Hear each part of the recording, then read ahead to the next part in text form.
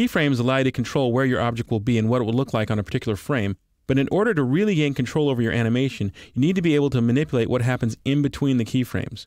Does an object move smoothly into position, or does it clunk? Does it bounce like a super ball, or does it thud like a bowling ball? These are the questions you can answer with the F-Curve Manager. So what I have open here is a file that has a sphere animating in it, and I've got some other copies of that sphere, and we'll talk about those in just a second. This sphere is animating with two keyframes that are having it move from left to right, and I'm looking at it in the top view. So when I hit play, you'll see that the object will move from left to right. These are just using the default keyframes. In Cinema 4D, when it makes a keyframe, it uses something called soft interpolation to try and make a smooth animation for you. So by default, this object is traveling from left to right, but it's doing a very smooth start and a very smooth stop. Let's see what that looks like in the F-Curve Manager. So to access the F-Curve Manager, it's part of the timeline. And I have the F-Curve Manager visible now, but I got there by going from the timeline back and forth. And so if I click on this keyframe button right here, I'm back in the timeline. I'm going to hit the letter H on the keyboard, which is the same thing as doing the Frame All command. If I go to the Frame menu and select Frame All, you can see that the keyboard shortcut for it is the letter H. So here in the timeline, I can see the keyframes themselves. The F-Curve Manager allows me to see what happens in between the keyframes. And so I can get there by clicking on this little EKG looking icon right here. So it takes me to the F-Curve. But there's a better way to do that. With my mouse over the F-Curve Manager, I can hit the space bar to go back and forth. So now, in the F-Curve Manager, I want to be able to see the curves for this first sphere default. And so if I click on that default, I now see some colored lines over here. And these colored lines represent the curves. Now, I'm only seeing part of the line, so I want to be able to see them all. So I'm going to use that Frame All command. So if I go to the Frame menu again and use Frame All, I also hit the letter H on the keyboard. Now I'm seeing the entire curves.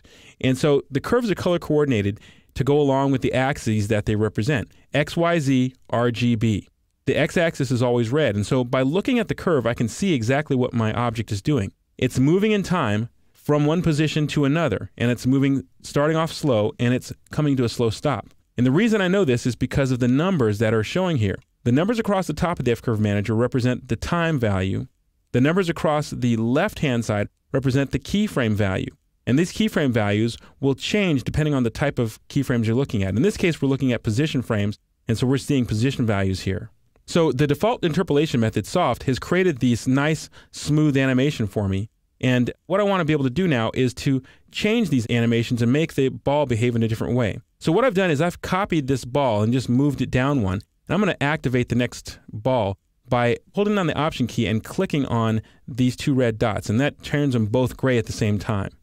So now if I hit play, you'll see I have two spheres moving exactly the same way. Now if I stop playback there, what I would like to do now is have the second ball move in a linear fashion. A linear move does not slow and does not speed up and slow down again when it comes into the keyframe. It moves in a constant rate from one keyframe to another. So in order to do that, I need to first find the F-curves for that linear object. So in order to see those F-curves, I need to click on the linear object. Now I'm seeing the curves for that linear object. I want to select all these keyframes so I can drag a rectangle around a couple of them, then hit Command or Control A to grab all the keyframes. And now I can right-click in the interface to get a contextual menu. And at the very top is a linear command. If I execute that, it removes the tangent handles off of the keyframes and makes them into a linear curve. And so now when I hit play, you'll see the balls behave very differently.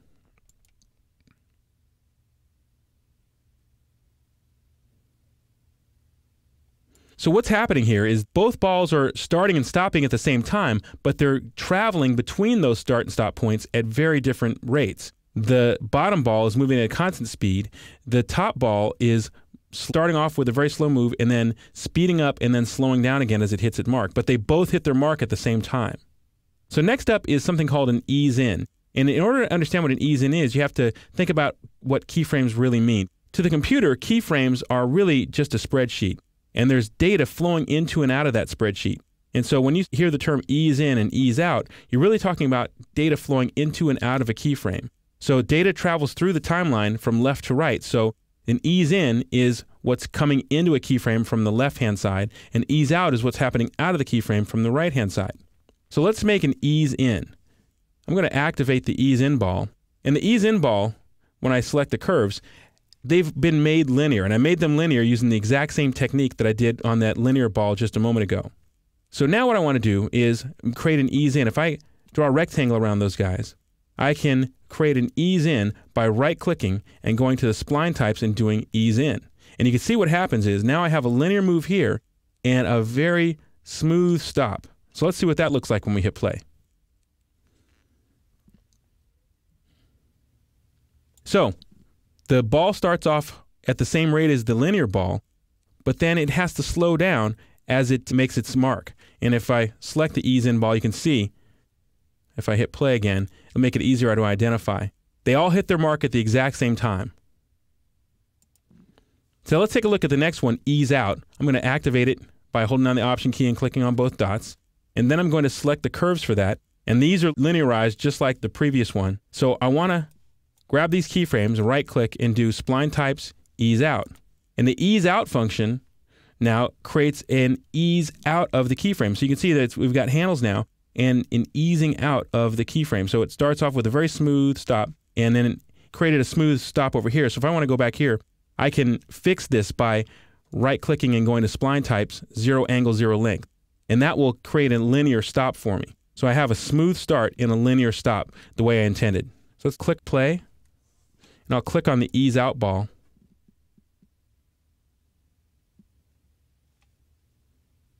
So you can see they still hit their mark at the same time, but the ease out is taking off with a very smooth start and coming in hard on its mark. Next up is the easy ease. And if you're an After Effects user, you'll remember that easy ease is a phrase from After Effects.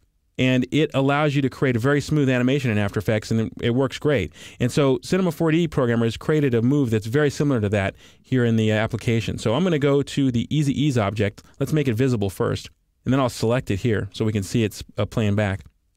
Here in the F-Curve Manager, if I click on Easy Ease, it's got linear keyframes on it, just like the other ones. I'm going to select all the keyframes, Command or Control A, and then I'm going to go to Spline Types, Easy Ease. And when I let go of that, I get a keyframe that looks pretty much like the default. And so when I hit play, you'll see that the default object and the Easy Ease object are moving in exactly the same way. Next up is something called a hold keyframe. And a hold keyframe is really more like a switch than a keyframe. The object is going to hold its position until the next keyframe, and then it's going to pop just like that and snap to the next keyframe. So let's make that visible and see what it looks like. I'll make the hold object visible, and then I'll select it so we can see it a little easier. Now down in the F-Curve Manager, I'm going to click on the hold object and linearize keyframes just like before. I'm going to select these outgoing keyframes and right-click and go to Step. And a step is what we, in After Effects lingo, would be called a hold keyframe. So if we hit play, you'll see that the object now will snap into position. It holds its mark and snap.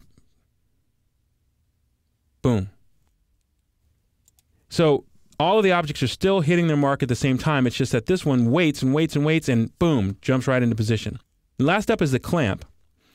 And I'm going to hold down the Option key and make the clamp visible. Select it here so we can watch it a little bit better. And then I'll click on the clamp object down here in the F-Curve Manager to see its curves. Now, when I made this, I actually created separate keyframes for a pause here, and this object should be hitting its mark. Let's see what it's doing by default. These are the default keyframes that I got when I first made the animation for the clamp object. So when I hit play, you can see that instead of pausing, it's doing this yo-yo effect. And so the yo-yo effect is not desirable in this case. I want to have it actually pause. And so there's a great function for that called clamp. So if I right-click in the interface and select the clamp option flattens out the curves and makes the yo-yo effect go away. So now when I hit play, as you can see, when I hit play now, the clamp ball hits its mark, pauses, and then continues on and catches up with the rest of its buddies. Last up is custom tangents.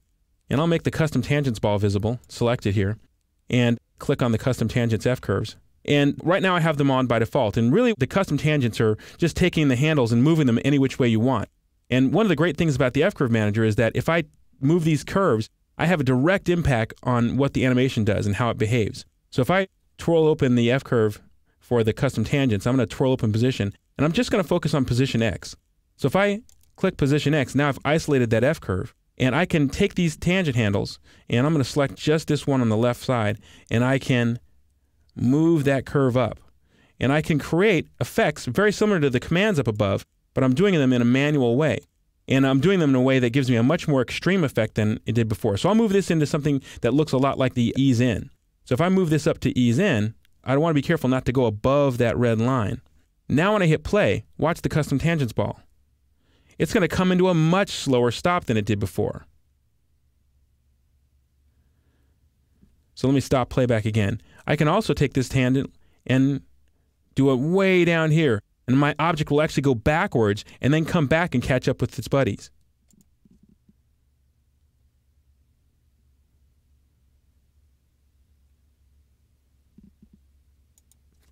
So we've been looking at this animation in a little top view up in the upper left-hand corner. I'm going to switch my layout back to standard just so we can get a bigger view of it. And I'll switch to standard layout here. And I've still got the top view full screen here. I'll deselect the custom tangents ball, and we'll watch them all play back in real time here. When I hit play, so as you can see, all of these balls are animated with the same two basic keyframes, except for the clamp ball. But they're moving in very different ways, and that's all thanks to the power of the F-Curve Manager.